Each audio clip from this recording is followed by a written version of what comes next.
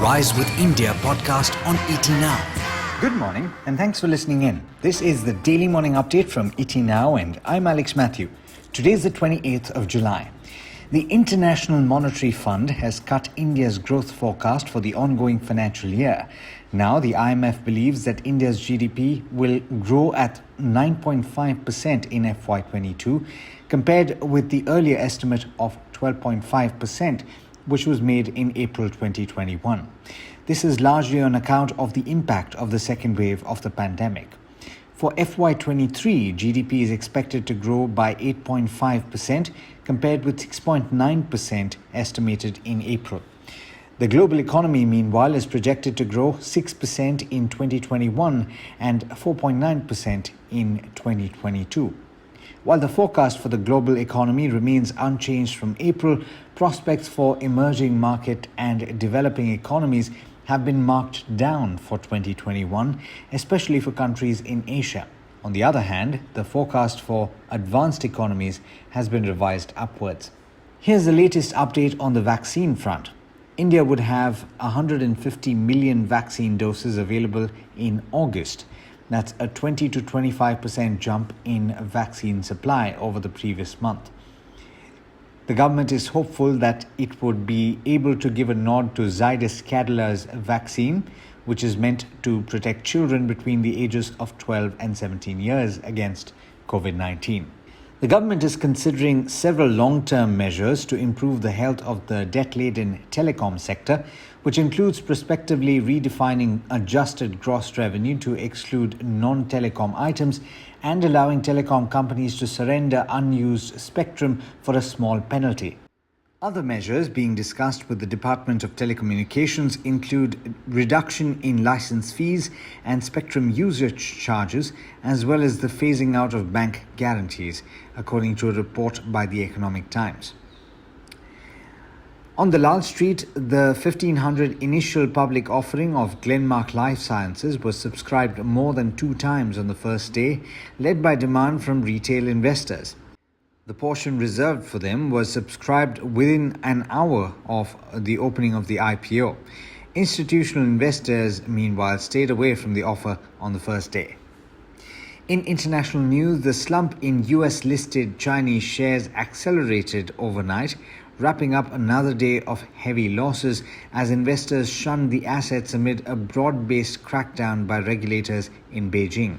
In the span of just 3 trading days, the Nasdaq Golden Dragon China Index, which tracks 98 of China's biggest listed firms in the US, has plunged more than 19%. That's the biggest such drop on record.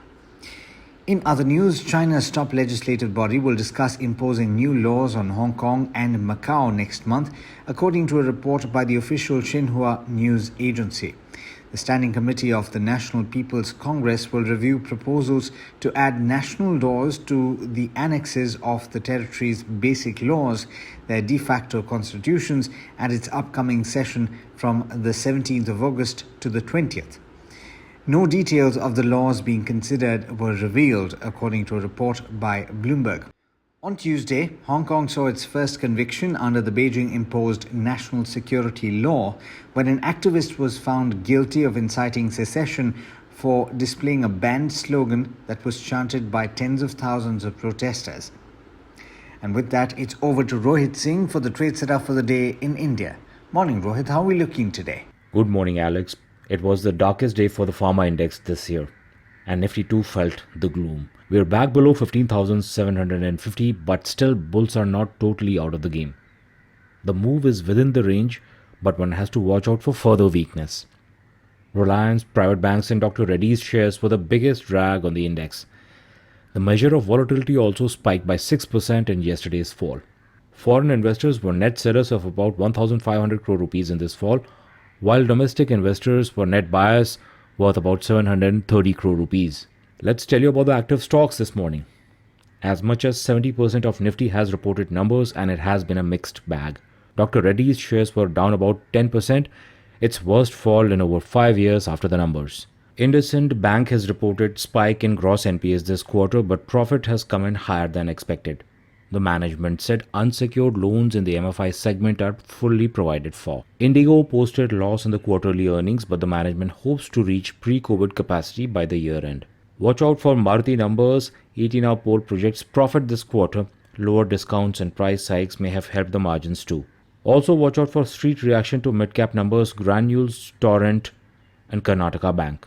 According to the Economic Times, government is considering measures to improve the health of the telecom sector, including prospectively redefining adjusted gross revenue. On the global front, US stocks were off record highs, snapping a 5-day winning streak. The profit booking came after strong results by Amazon, Alphabet and Apple.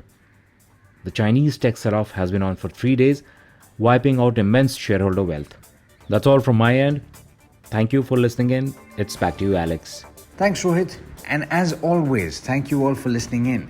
This is Alex Matthews signing off. Have a great day. The Rise with India podcast on ET Now.